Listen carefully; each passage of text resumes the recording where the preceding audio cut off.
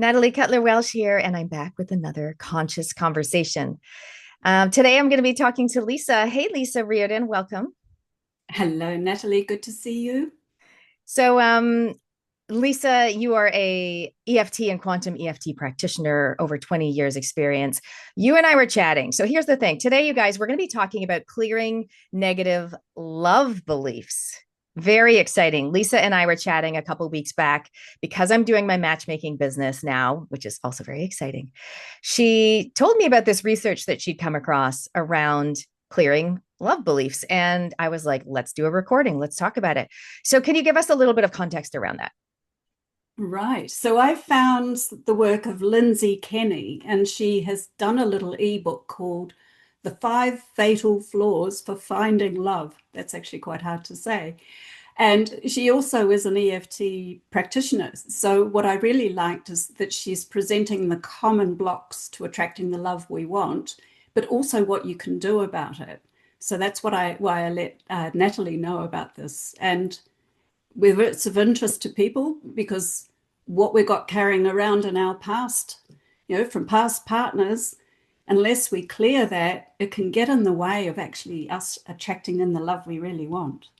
Absolutely. And with my Match Me, it's part of my whole thing that I'm doing is helping people to find love, but it's for relationship ready singles Mm. and it's referral only. So that kind of niches it down. But the relationship ready piece is really interesting because I do come across a few people that say, I love what you're doing, sounds amazing. I'll let you know when I'm ready, or I'm not quite ready yet.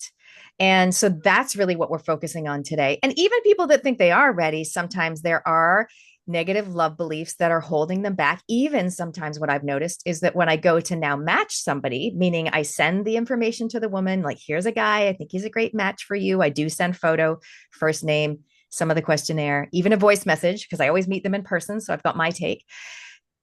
Some of them get really nervous. Like it's intimidating and exciting at the same time, but all these negative beliefs can come up. So, do you want to talk us through maybe these five common blocks, and then we can dive into what we can do about it?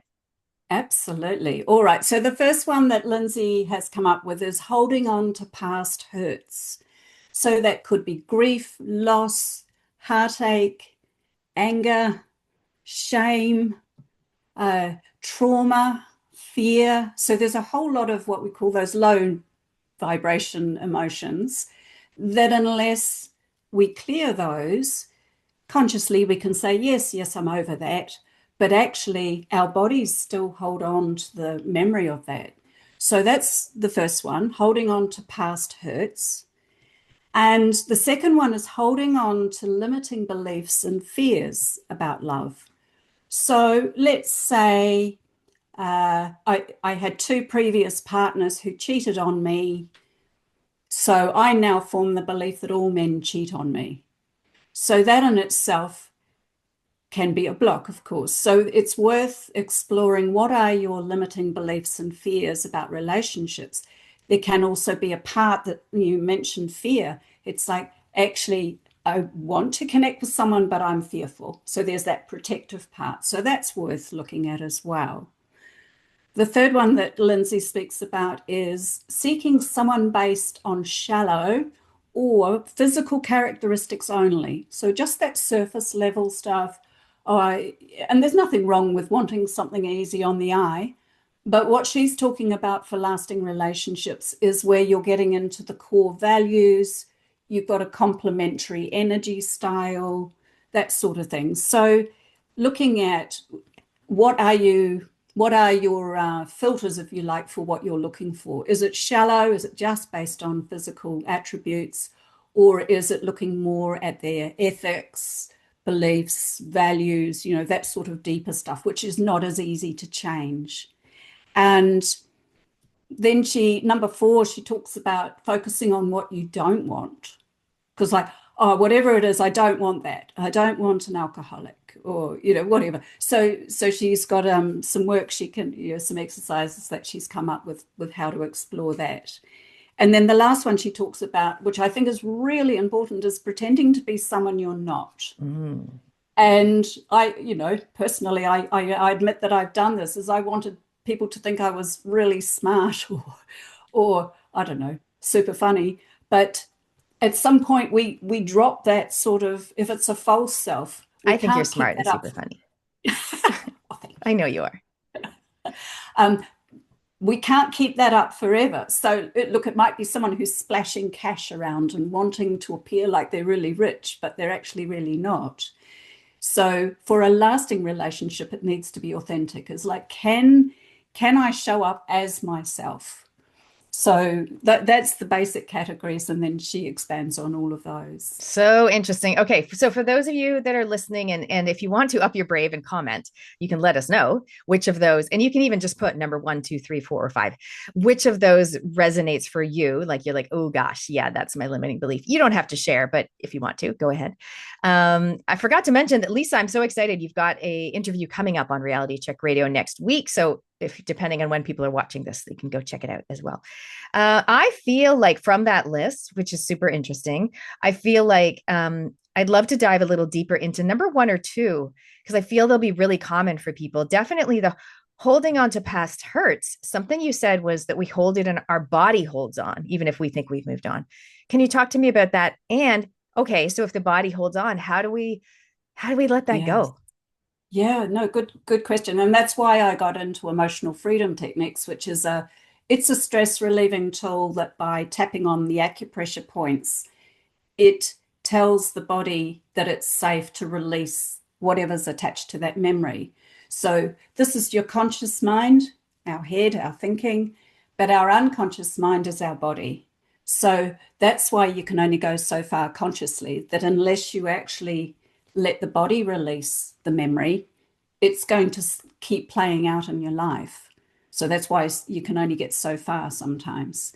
So let's say, for past hurts, you know, um, heartache from a bad breakup. Mm. So you could consciously go, oh, right, I'm not wasting any more time on that. I'm going to be positive. I'm going to move forwards. But the body's hurting. The body might have an actual memory of how the breakup happened. So that's where EFT can actually be used to just honor the truth of what's in the body. So, would you like me to lead through a couple of I tapping actually rounds? do. I would love you to do a little demo because I feel like it'll just showcase, show people what that means, because some people will not know what tapping is. But Sure. yeah, if you can just do that Yes. impromptu. Okay. So, for those of you not familiar with EFT, with emotional freedom techniques, so we tap on the side of the hand for the first three phrases. And what that is just to honor the truth of what's there. So let's say it's a breakup. I'm just using that as an example. No, anyone in the audience, tune into what's relevant to you. It doesn't have to be exact what I'm saying right now. So for yourself, if you can remember a painful breakup, then tune into your body. Where do you feel that in your body? And then if there was an emotion, what is that? And you can rate it also out of 10. 0 is nothing, and 10 is the strongest of that emotion you can feel. So 3 phrases on the side of the hand, and then the points are very quickly top of head, where the start of the eyebrow is, the side of the eye on the bone, under the eye, under the nose, in the crease of the chin. The collarbone is, if you go down where the end of the collarbone is, down the breastbone about 2.5 centimeters, and then in 2.5 centimeters, there's a little divot there. And then the under the arm point is a hand's width from your armpit. So basically, it's just lightly tapping with your fingers. So it's like emotional acupuncture, really. So we're using acupressure points, but we're not using needles. So do you want to do a copy after me? So what I'll do is I'll say the phrases and you repeat it Okay. after me, and we'll just do a couple of rounds so people can experience it. So do you want to, actually, I'm putting you on the spot. Have you got a painful relationship Actually, I that, do have one. It's funny. My first thought was, oh, I barely have any breakups, but I'm only considering the fact that I was the breaker upper. But I do. So that's still a breakup, though. But that's yes, interesting. yeah. I know. But so the one that comes to mind is when I was in grade 10. So let's say I'm 15, in Mhm. Canada. And I did have a boyfriend break up with me. Well, not really. He just kind of like ghosted me at a dance and we never really talked again and it was over. So there was really like a nothing about it. But this like is still, I'm still like, I don't really know why. Okay, great. So where are you feeling that in your body? Oh, in my heart. In your heart. And how big is that feeling? 0 to 10. Like a two. Okay. What's the main emotion? Sadness. Sadness. Okay. Tapping on the side of the hand and repeat after me.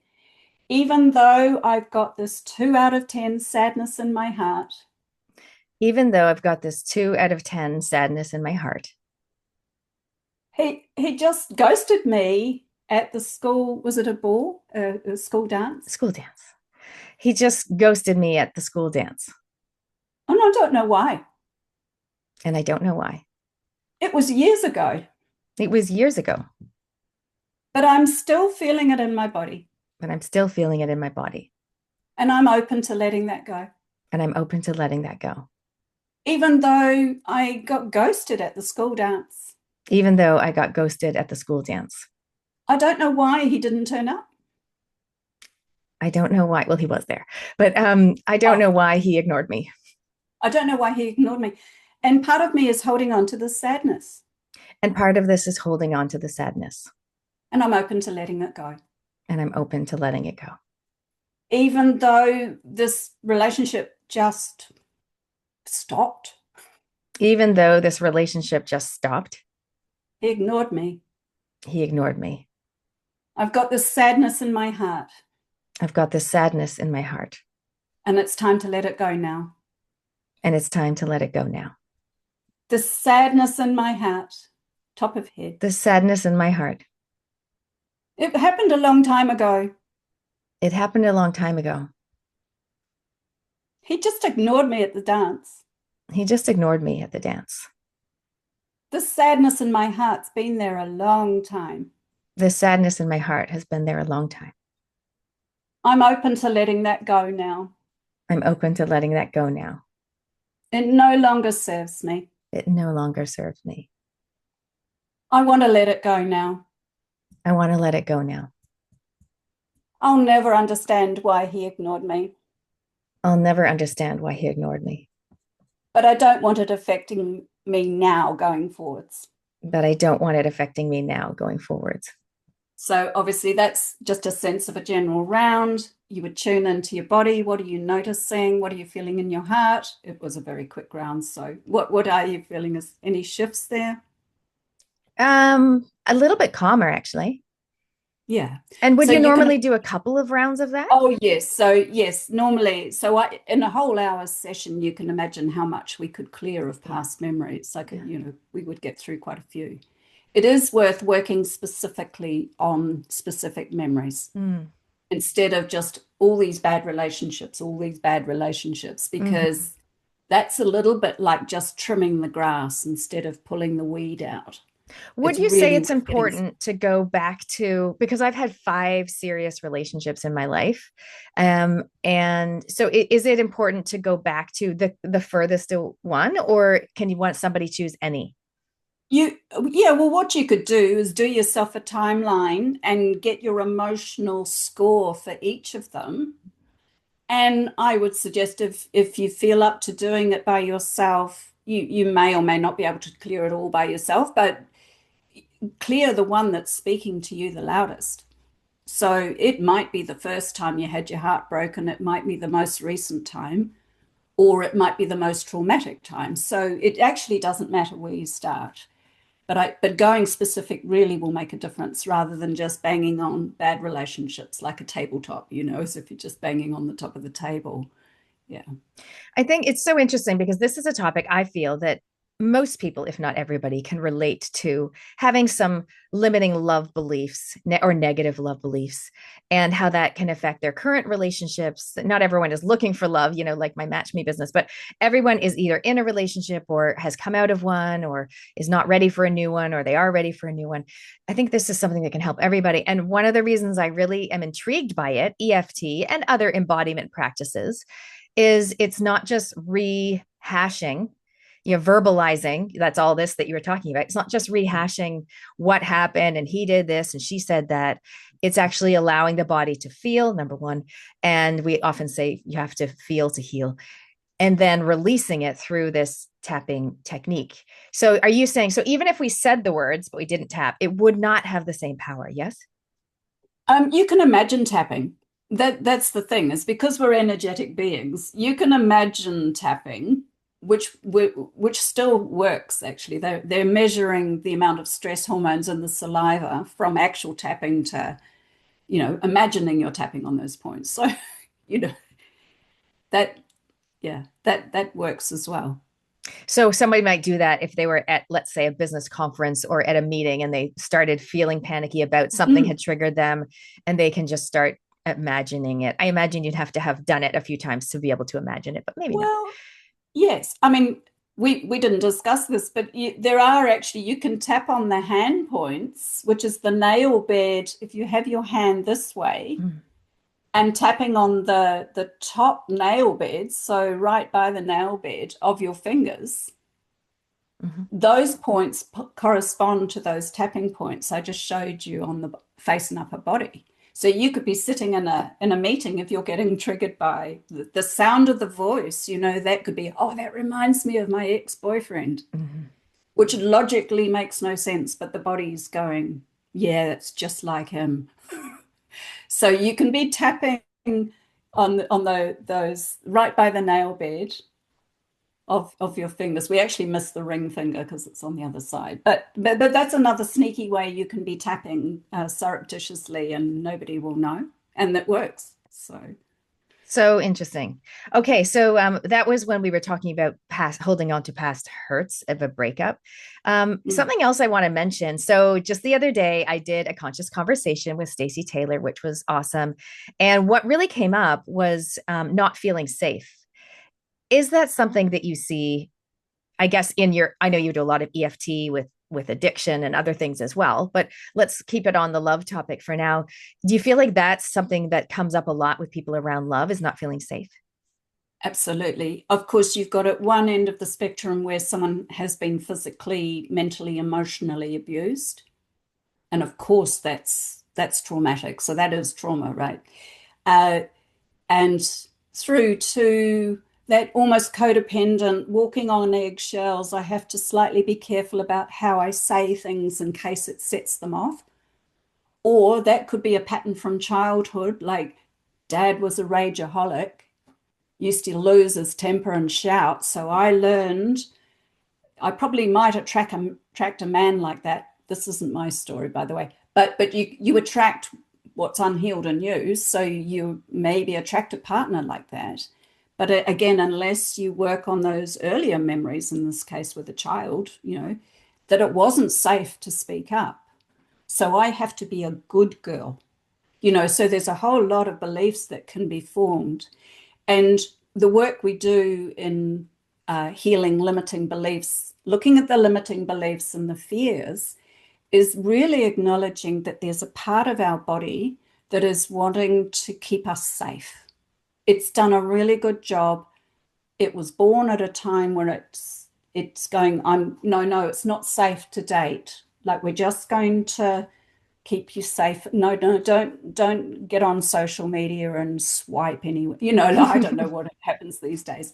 But yeah, definitely it's really worth looking at the limiting beliefs and fears, because that's the truth of what's going on. And that's where there's such scope for healing, like true healing, where, like, we didn't come here on this planet to feel scared and not truly live.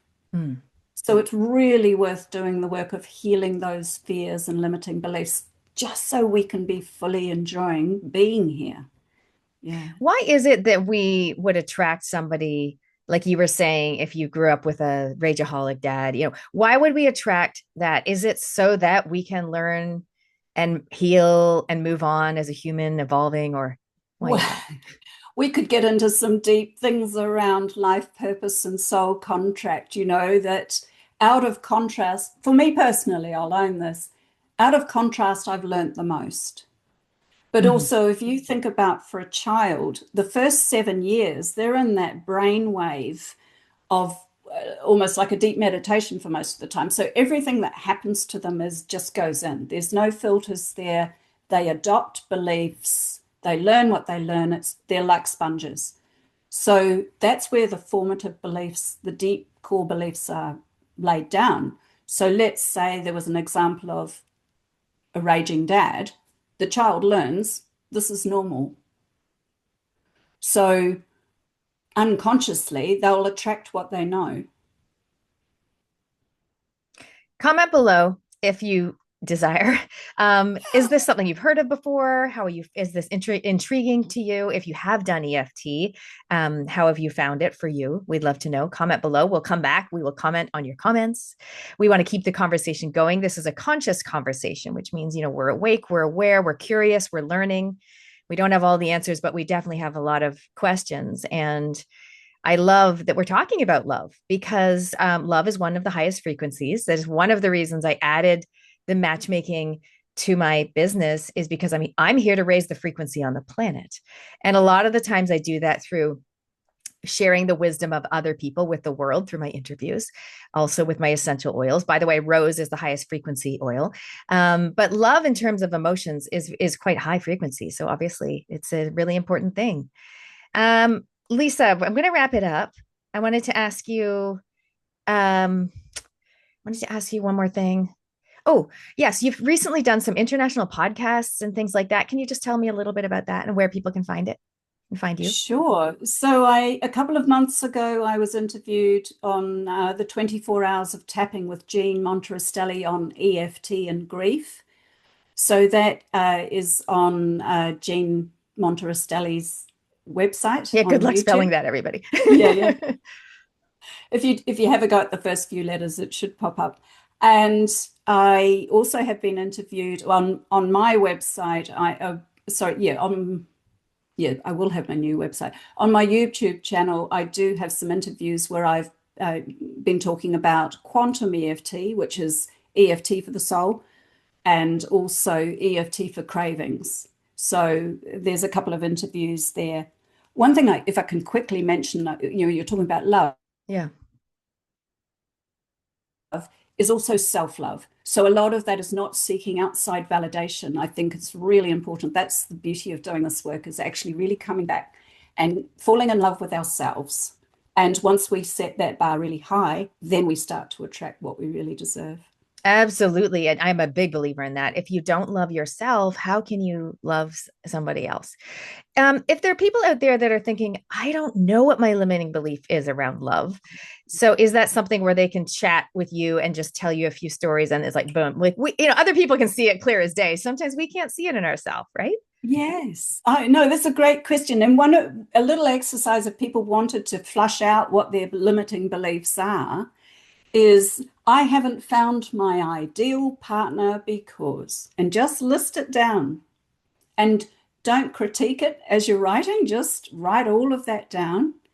And that is what will expose what your limiting beliefs and fears are. And then you can be working on those limiting beliefs. Is this actually true? Where did I learn that? Whose voice is that? So then you can start to unpack each of those. You know, I I'll never find a man who lives in the same town that I live in. Limiting belief. Is it true? Might be. But then it might be, does it have to be someone who lives in the same town? That's where you can start to crack. Do I still want to believe this to be true? Well, yes, no. Yes, so that's something. And then also adding in that I just haven't met my ideal partner yet. And that's what opens up possibility. So it's Beautiful. shaking all those limiting beliefs and fears to open up to something wonderful. Okay. And where can people find you? And if they want help with the EFT and their love beliefs, what can they do about it? Sure. So my website is eftserenity.co.nz. And if you go to the bookings tab, there's a connection call. You can book a free 15-minute chat and we can find out what you want to work on. I'd be honored to work with you. Amazing. So love, as well as, is it grief, loss, and addiction? Those are your specialties Yes, as well. trauma, because they're all very interconnected. So I'm trauma informed trained and specialty in grief and addiction, which includes a lot of anxiety, trauma.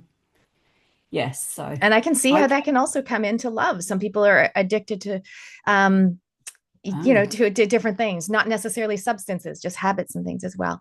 Amazing. Thank yes. you so much, Lisa. And for those of you that want to find out about my Match Me business, you can go to matchme.co.nz. It's also on the homepage of my upyourbrave.com website. I'm Up Your Brave on socials. And I just started Match Me underscore matchmaking on Instagram. So if you're on Insta, please follow me there. It literally just started. Lisa, where can they find you on socials? I can I give you the details to add in as Yeah, links? perfect. I'll put them down in the comments. And Would that also, Lisa and I are on YouTube as well. All right. Awesome, everyone. Thanks so much. We look forward to seeing your comments on this conscious conversation.